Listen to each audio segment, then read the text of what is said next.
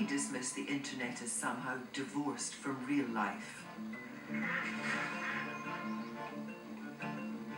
I went to see linguist Dr. Claire Hardaker, who studies online abuse, to see whether she thought the internet and the mainstream media are completely separate or intertwined. Well, effectively what we have here is sort of if you like, a bit of a map of how you can have a behaviour that occurs in one domain and can spread to another. So if we take, for instance, an article by A.A. Gill, he was critiquing a programme by Mary Beard, and what he actually starts talking about a great deal is her teeth, her hair, the outfit is an embarrassment. So effectively we start off with this idea of appearance, of being an object, and as we move on we start to see this turning into things like very implicit suggestions of sex. So for instance, Clarkson, you wouldn't want to. Not the Mary Beard in this case, it's Hillary Clinton's. Exactly, and it's this really implicit sort of, would you sleep with this, would you have sex with it? And where does this take us to? Okay, so what we find is from the media we effectively get this movement across into the online behaviour of public figures.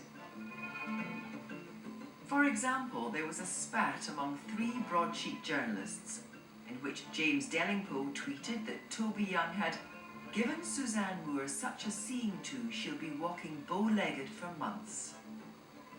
If you think about the language of that, such a seeing to that she'll be walking bow-legged, it's quite aggressive. We're talking about quite a violent type of action or behaviour.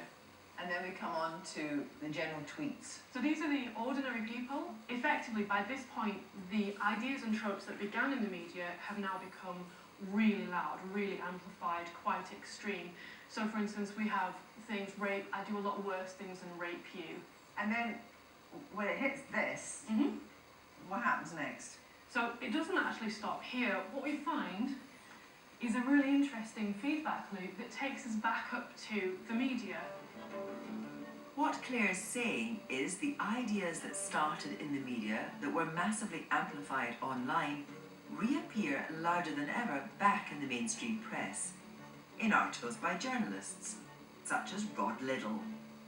If we take, for instance, Rod Liddle's article about Professor Beard, Mary Beard, and he's interestingly essentially trying to argue that the attacks that she's receiving are not misogynistic. So effectively, Rod Liddle, what he's doing is he's saying it's not really misogyny, it's just people criticising you, it's your fault. So he's minimising. He's minimising and he's excusing and justifying. So you could think of this actually as a big loop. It starts off in the media with these very implicit ideas, it goes on to the internet where it's hugely amplified, it's taken to its extreme, and then it feeds back around again to the media who pick up on these ideas, who feed it, who make it bigger, and so on it goes in an endless cycle. If Claire Hardaker is right, what happens online counts.